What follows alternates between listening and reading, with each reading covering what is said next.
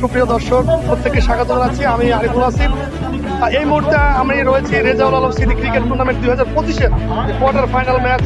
সেখানে উপস্থিত রয়েছি আরআরপি থ্রি-ডন এবং রোজা রাইডার্স। আমার সঙ্গে রয়েছে ইমন, মাগুরার অত্যন্ত পরিচিত মুখ, সারা বাংলাদেশে কিন্তু খেলে থাকেন সেই ইমন। ইমন, আপনাকে অভিনন্দন এবং স্বাগত জানাচ্ছি। আমি প্রথমে সেটা প্রশ্ন করতে চাই, ভেড়ামারায় আপনি তো এর আগে খেলেছেন বিভিন্ন মাঠে, এই মাঠের এই পিচ সম্পর্কে প্রথমে আমি জানতে চাই। আলহামদুলিল্লাহ, টুর্নামেন্ট যারা করছে অনেক সুন্দর একটা টুর্নামেন্ট করছে। আর এই মাঠের উইকেটটা আসলে পিচকিটি উইকেট, কারণ এই উইকেটটায় বলারদের একটু বেনিফিট বেশি থাকে। মাঠটা ছোট, বাট এখানে যারা প্রফেশনাল বলার, যারা একটু জোরের উপর বোলিং করে, তাদের জন্য এটা বেনিফিট।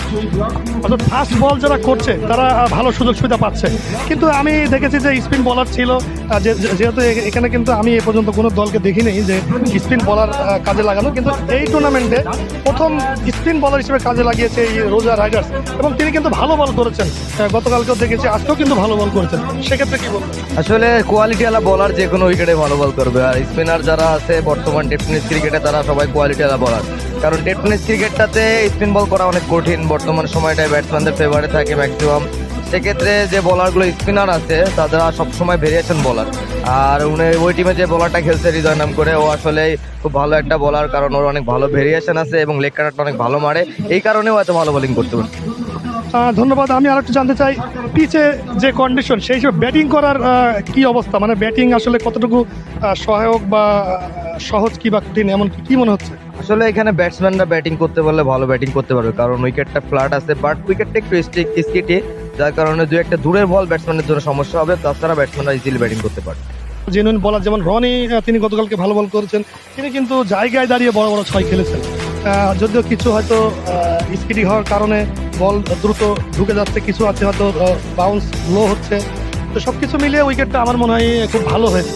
আর এই টুর্নামেন্টের আয়োজন সম্পর্কে, যেহেতু আপনারা বিভিন্ন জায়গায় খেলে থাকেন, ভেড়ামারায় আমাদের বড় বড় টুর্নামেন্ট হতো, যেগুলো হয়তো সামনে আমরা দেখতে পাবো, আশা রাখি আপনারাও সেখানে খেলার সুযোগ পাবেন বা আসবেন অবশ্যই। তো এই টুর্নামেন্টের আয়োজক এবং আমাদের আম্পায়ারিং সেকশন, আপনি জানেন যে ভেড়ামারা ক্রিকেট আম্পায়ার অ্যাসোসিয়েশনের পক্ষ থেকে কিন্তু আমরা পরিচালনা করছি নিরপেক্ষভাবে। যদিও হয়তো কিছু ভুলভ্রান্তি থাকতে পারে, খালি চোখে অবশ্যই হতে পারে, কিন্তু ওভারঅল যেই আম্পায়ার সেকশন রয়েছে বা যে মাঠের যে পরিবেশ, যে আয়োজন, এই সম্পর্কে একটু বলবেন। আসলে ভেড়ামারা ক্রিকেটটা সবসময় উপভোগ করি, আর ভেড়ামারা ক্রিকেট মানে একটা জাকজমত, সারা বছর ধরে ভেড়ামারা একটা মোটামুটি ক্রিকেট নিয়ে জাকজমতার সৃষ্টি হয়। আর এই টুর্নামেন্ট আসলে রেজাউল আলম টুর্নামেন্ট যেটা করছে, এটা আসলে আয়োজক কমিটিকে অসংখ্য ধন্যবাদ। কারণ এত সুন্দর টুর্নামেন্ট ভেড়ামারায় হাতে গোনা কয়েকটা হয়েছে। আর আমরা চাই প্লেয়াররা যারা আমরা বাইরে থেকে আসি যে কন্টিনিউ এরকম টুর্নামেন্ট হোক, আর ভেড়ামারা ক্রিকেটটা আসলে সবসময় জন্য উপভোগ করি।